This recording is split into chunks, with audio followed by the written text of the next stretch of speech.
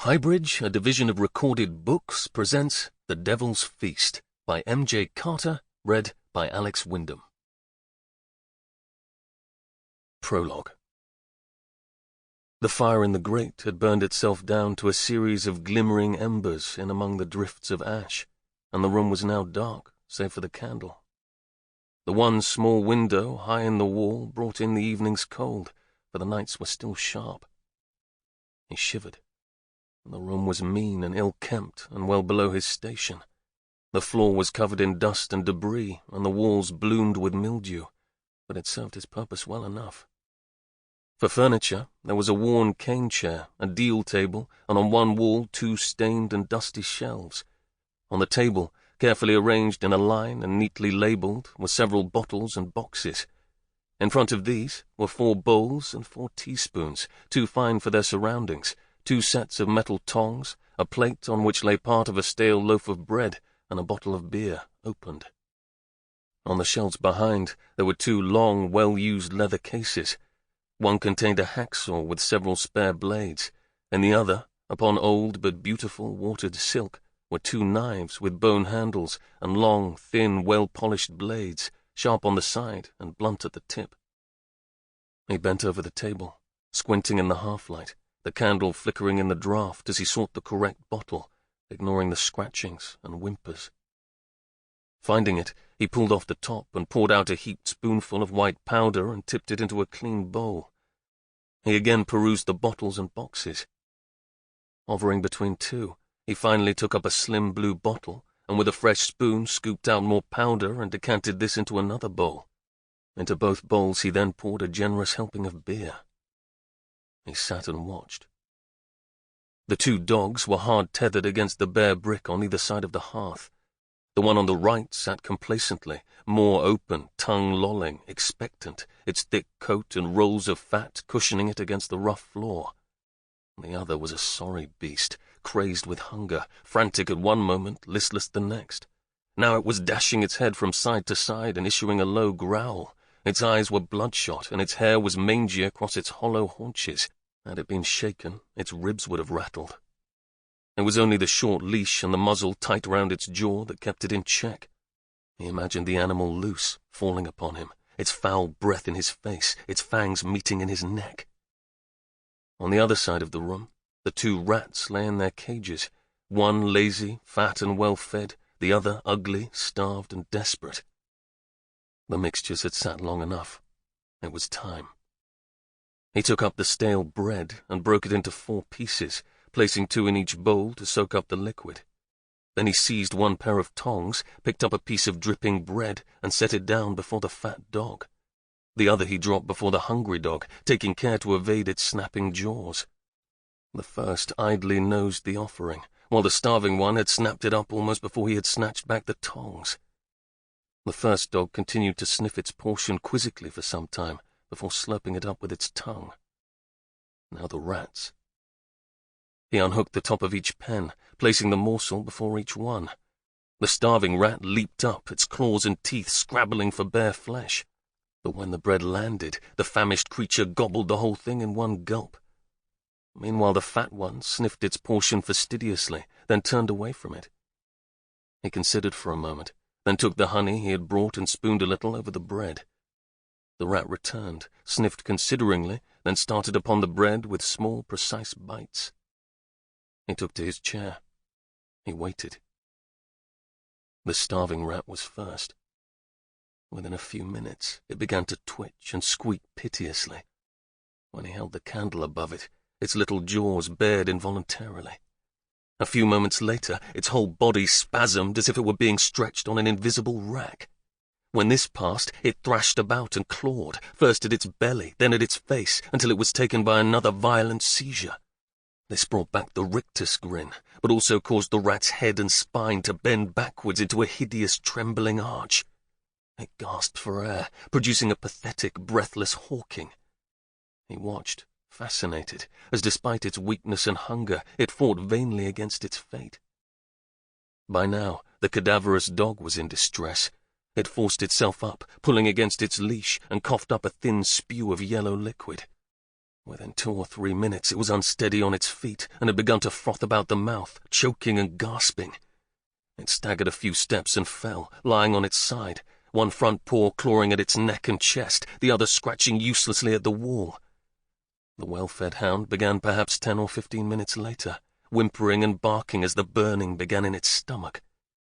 To his surprise and satisfaction, the fat rat's symptoms came last of all. It, too, began to writhe, its little body rolling around and convulsing in its cage. He watched them all silently as their struggles waxed and waned. The starving rat succumbed first, falling upon its back as a series of final spasms finished it off. The dogs continued to writhe and bark and whine. He looked up at the small window, his concern that they might be heard outside getting the better of him. He tiptoed up the broken steps. Outside, the street was filled with night sounds and traffic. He need not have worried. He descended again, listening out for barking, but the creatures were now quiet. When he re-entered the room, the hungry dog was in its last struggles, surrounded by a pool of filth. The fat one had quite given up. The smell was unpleasant, to say the least, but the result was just as he had hoped. Hungry or well-fed, they had all succumbed more or less at the same time, and in the same way. He smiled, and gave himself up to a moment of exultation. Part 1. Chapter 1. I stood on the south side of the Thames, over the water, the locals call it, by London Bridge, looking at the north bank. They say it is one of the great sights of the world. It was certainly one of the most congested. Lining the shore, wharves and warehouses crushed against each other, and below them the sides of this slick, viscous river were crowded so deeply with ships and barges that only a narrow channel in the middle remained, through which, nose to tail, skiffs and steamships all passed. In India, I had seen wider rivers and bigger vistas, but nothing compared with the scale of human activity upon and around the banks of the Thames. Only the view upward at the high panorama of the city, the dozen needle spires and the dome of St. Paul's reaching up out of the smut, gave any sense of tranquillity. I turned away from the river and jostled my way down Borough High Street for some few hundred yards, then turned right into the streets west of the coaching inns, into that place that had once been the haunt of fugitives and criminals, of Dick Turpin and Jack Sheppard, and was known picturesquely as the Liberty of the Mint. Little about it was picturesque now. The broken-down dens and sewers stank, and were crowded with wretched, beggarly men and thin, dirty children who would steal from you as soon as look at you, as I had already discovered to my cost. It was almost with relief that I reached the old brick wall of the prison and followed it round to the entrance. The gatekeeper smiled obsequiously and shook his keys. I dropped a penny into his hand as I went in, but did not look at him. The long yard, bare and chilled by a bitter spring wind, was peopled with the usual seedy rabble. New arrivals wandered about gloomily, clutching their worn coats and scarves about them, as they waited for a third or fourth day to be apportioned a room. The regular inmates, driven out of their cramped and unventilated lodgings, watched them. Wives and daughters, some resigned, some tearful, sat with husbands and fathers, while, indecently near, the prison whores touted for trade. There were 3 houses in that first yard. The first was occupied by those who could afford their own quarters. The second housed the tap-room and the female prisoners. I made for the third, mounted the staircase to the first floor, and took the rackety walkway to the last door. It was a dismal room, narrow and dark. The walls were grey and the day overcast, and the small, dirty window contributed little light. Wrapped in his old Indian banyan, he sat at a small table with a flickering taper. There was, of course, a pile of books before him, but he was not reading. His chin was propped upon his palm. His eyes were in shadow. The half-light cast the scar on his eyebrow into dark relief and made the stumps of his missing fingers strange, as he listened to the nervous whisperings of a small, inconspicuous man with a threadbare moustache who sat next to him. On the only mattress lay the grizzled shipping clerk with whom he shared the room. Seeing me, this man looked up blearily and without a word rose, felt around for his comforter, and departed. The other man glanced up anxiously and said, "You've a visitor, Mr. Blake. I'll take my leave." Blake said, "If one of your creditors will not agree to your release, you will have to stay here. You'll get a little money from the county and from charity, but only just enough to get by, and like as not, you'll be stuck. It's up to you." "Thank you, Mr. Blake. Thank you. They all says you is a fine, kind gentleman, and that you is." "I'm no gentleman," he said. The little man darted out of the room, as if fearful of catching too much of my attention. "You should charge a fee, Jeremiah," I said. I deposited my prizes on the table, 3 large oranges, a covered bowl of cooling but tasty stew, and another weighty tome, and sat down. "At least it would pay for your dinner." He lifted a pewter mug of beer and took a sip. "Oh, he sees to it I'm fed." He took another mouthful. Cautiously, I made my next move. "People have been asking after you." "Who?" he said suspiciously.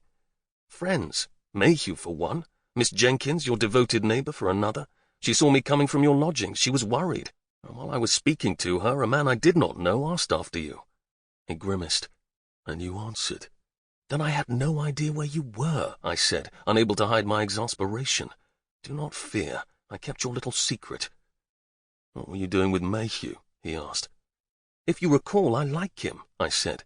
"Besides, he had arranged for Mr. Gerald to take me to the Reform Club, since you cannot, so I may see Mattie Horner before I return to Devon." "So you are going home?" This more a statement than a question. "I would stay, were there a reason, but there is no point, is there? I depart tomorrow." He nodded, staring at the mildewed wall before him. I searched his face for any sign that he might have relented. I made my play. "You will not change your mind?" "No." Irritation, anxiety mixed with it, rose in me. "Please, reconsider. Do not leave yourself like this. Do not let Collinson do this to you." "And yet you are here on his behalf." "I am here because he told me you were here. Please, Jeremiah, surely accepting Collinson's task cannot be worse than being confined in this foul place." "To me it is." "That is madness. No, not madness. Typical perversity. Stubbornness." I could hear myself, and I was not persuasive. An unfortunate combination of pleading and anger. "For God's sake, Jeremiah, take the commission. It would not be so bad. I would stay, assist you in any way you needed. It would be done in a couple of days." I had no great hopes of my speech. I had already made it at much greater length several times. "It would be done, and then Collinson would have another job for me, and another. I've told you, I would rather be here than in bondage to him." "But Jeremiah, you are in bondage here. Fire and fury, everyone is enthralled to someone, from the top to the bottom. It is how the world works. Every man to his master, every smallholder to his landowner, every clerk to his chief. I am bound to the calls of my father, my second cousin, whose tenant I am, even my—" I stopped. "This is your work, what you are good at. Is the task really so terrible?" "He trades my labour for favours from men I despise. I will not work at his whim." He coughed, a horrid racking sound, and his body shook. When he had recovered, he asked, "What news of my namesake? Is he any better?" I grinned. He knew that any mention of Frederick Jeremiah, my son of 4 months, would distract me. "He is indeed. My sister Louisa wrote to say his fever is down and his cough is much improved. He is back to gurgling and smiling. His hands and feet are a matter of utter fascination to him, and he is almost sitting up." "That's a good thing," he said, and gave me his rare smile. "And Mrs. Avery?" "Helen, she is relieved. Matters are better, I think," I said, nodding my head vigorously, though I did not really think this was true. "We are doing our best." He nodded back. "Oh, Jeremiah, there must be another way. You cannot stay in this place." "Stop clucking over me, William," he said. "I shall get along. I managed well enough before I knew you. Did you bring me what I asked for?" This I had dreaded. From inside my coat, I drew out what looked like a filleting knife, but shorter and very sharp. I handed it to him.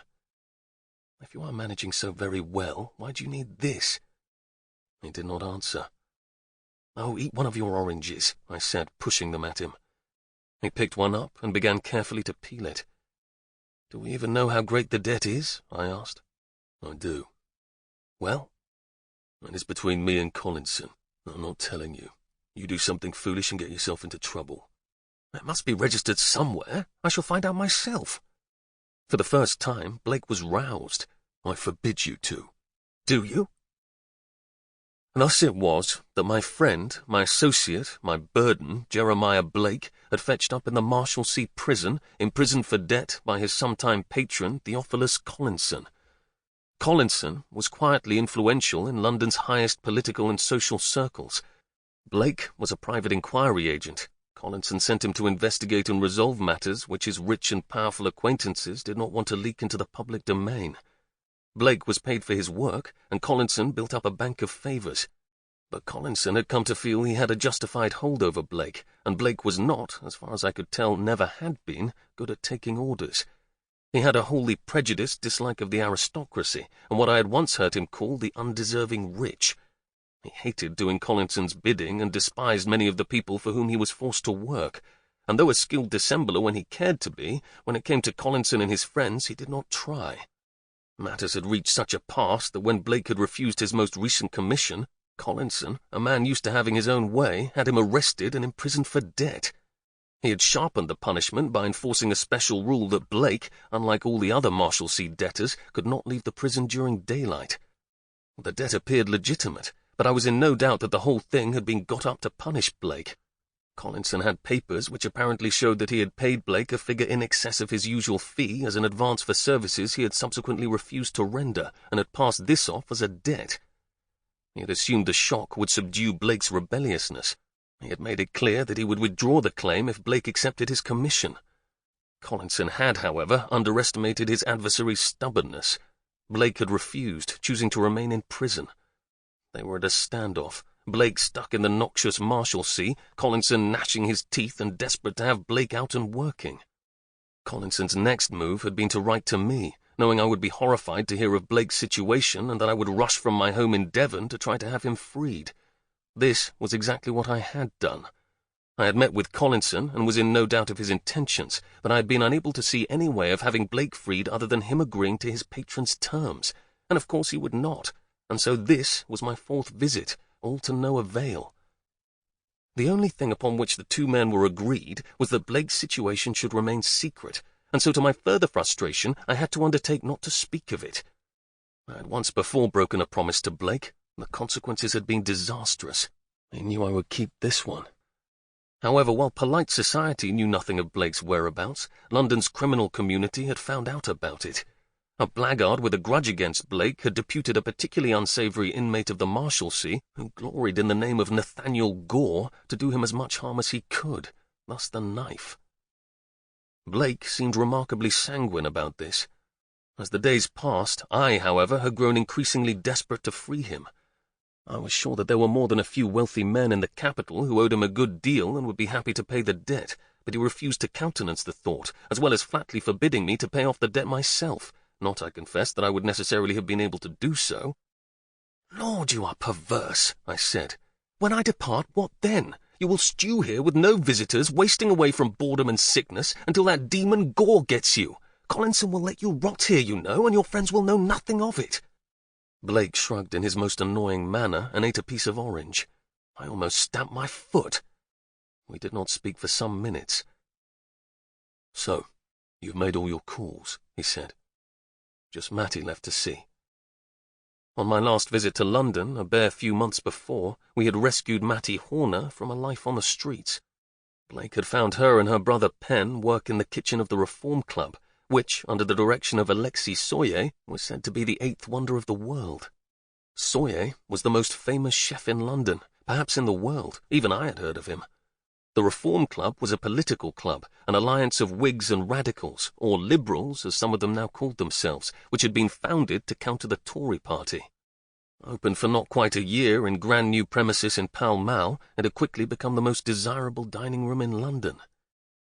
"As a Tory born and bred," I said, "I won't be entering the club itself, but Mr. Gerald has arranged for me to visit the kitchens. Shall I send Monsieur Soyer your regards?" Blake snorted. He thought little of my political affiliations. "You keep me out of it."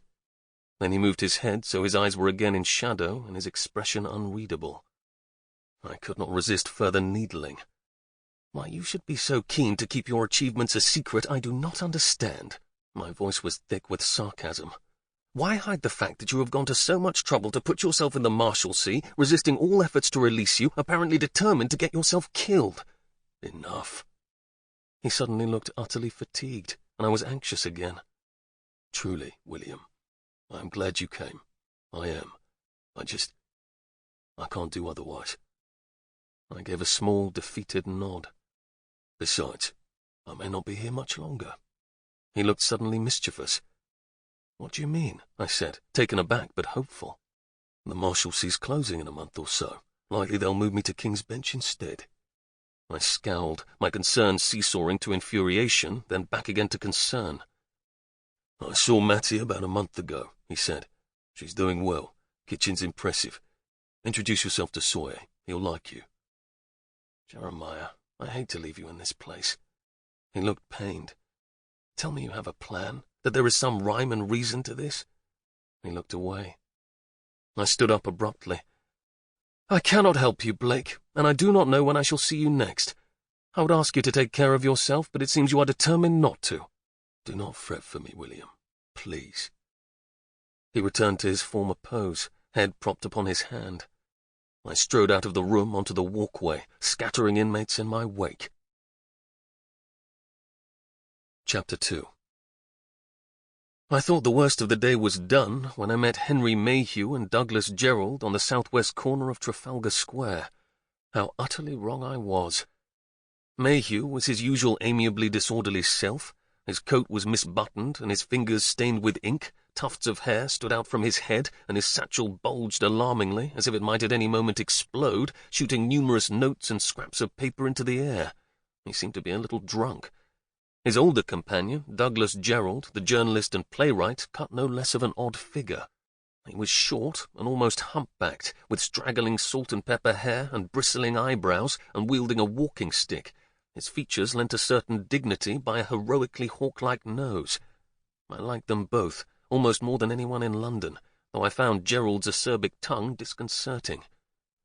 "My dear friends," I said, with an enthusiasm I truly felt. "Henry, did you have a late night? You look jiggered." "More like 20 late nights," Gerald muttered. Mayhew tugged at his hair and grinned anxiously. "I was a bit up to the knocker last night." "Enough," said Gerald.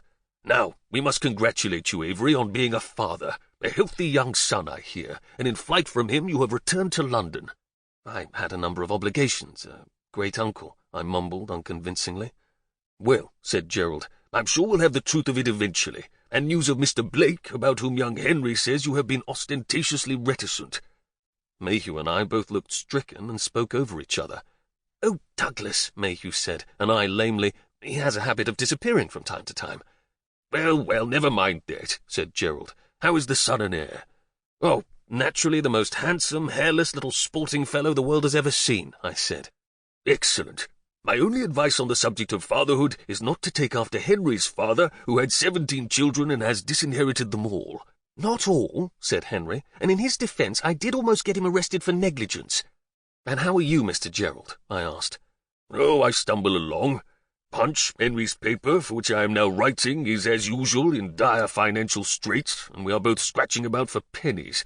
I am at present writing a play. If I remember rightly, Henry, you are at present not engaged to my daughter."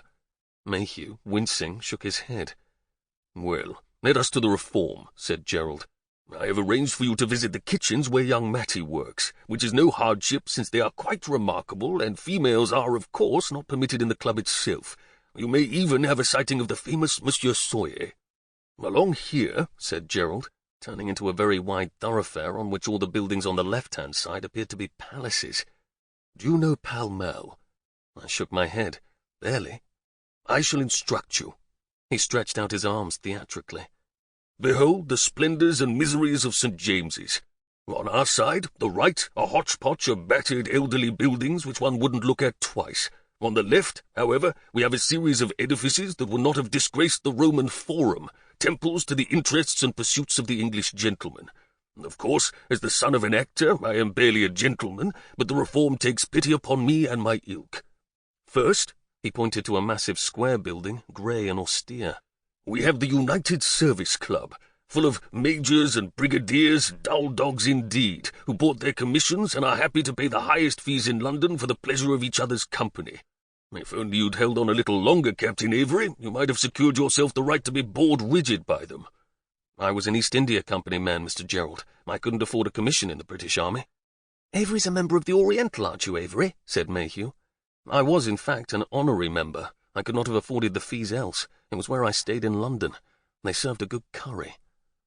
The Athenaeum next, said Gerald. In form, this building was the twin of the first, but it was covered in gleaming white stucco with a handsome blue frieze. The members liked to give themselves intellectual and philosophical airs. The frieze was copied in its entirety from the Parthenon in Athens. The club is invariably full of slumbering bishops, far less interesting than it thinks it is. Now, we have the Travellers. A smaller building this, an elegantly proportioned stone townhouse. Members are supposed to have visited at least 4 foreign lands. The members are diplomats and would-be spies, or so I'm told. And here we are, the palace of the marriage of Whigs, Liberals, and Radicals, united at last to fight the Tories. The Reform Club is modelled on the Palazzo Farnese in Rome, continued Gerald with a flourish, but given an admirable, if slightly gloomy English accent, and a little bit of Greece in the frieze, copied from the top of the Acropolis. It was much larger than the Travellers, built of pale grey stone, and to my mind very severe. An elaborate balustrade ran the length of the front, behind which were 3 stories of heavy casement windows and a basement. The building was grand, imperious, very sure of itself. Gerald lowered his voice theatrically. It cost 3 times more than any other club on this street. No small part of that was the kitchen, whose fame has quite eclipsed the rest of it. It now provides the best dinner in London, so good that the members forget about politics in their fondness for lamb cutlets à la Reform. Obviously, it was worth every penny. I could not tell if he was joking. And see, dear Captain, just next door is the Carlton Club, home of the Tories, designed by the aptly named Mr. Smirk. Rather florid, in my opinion. Your natural habitat, I think. Let us hope none of them see you lurking over here. You may be run out of town. I was Tory by birth and by upbringing. Gerald was insistently anti and liked to tease me, though in truth I had little involvement in politics and was hardly known in London. Even so, I was discomfited at the thought of being spotted by someone I knew. Almost involuntarily, I tucked my head into my collar and wedged my beaver hat down over my nose. "Here endeth the geography lesson," announced Gerald. He hobbled up the steep front steps to the tall, dark green, double-leafed doors, and a porter, solemn in a blue dress coat and buff waistcoat, the colours of the Whig party, opened it. "Good afternoon, Mr. Gerald," he said. We stepped into a high lobby with a black and white marble floor and the porter's cubbyhole on the right. "My friend Captain Avery has an appointment in the kitchen. I've arranged it. Mr. Mayhew and I shall take a restorative in the smoking room," said Gerald. "Very good, sir," said the porter, and waved, whereupon a footman opened the glass-panelled door that led into the club. I caught a waft of warm air and a glimpse of marble and gilt. "Bon appétit," said Gerald, and they disappeared. "Take your coat, sir," said the porter. "The kitchen can be very hot." I was led through a small side door and down an unadorned flight of stairs to a bare corridor and a pair of sturdy baize doors which swung open to reveal another set behind them, and through these we now went. I found myself at one end of a series of interconnecting chambers, one opening onto the next, altogether the length of a large ballroom. My first sensation was of great noise, the loud and ceaseless sound of steam whistling, a gurgling, and the crash of pans. It was exceedingly hot.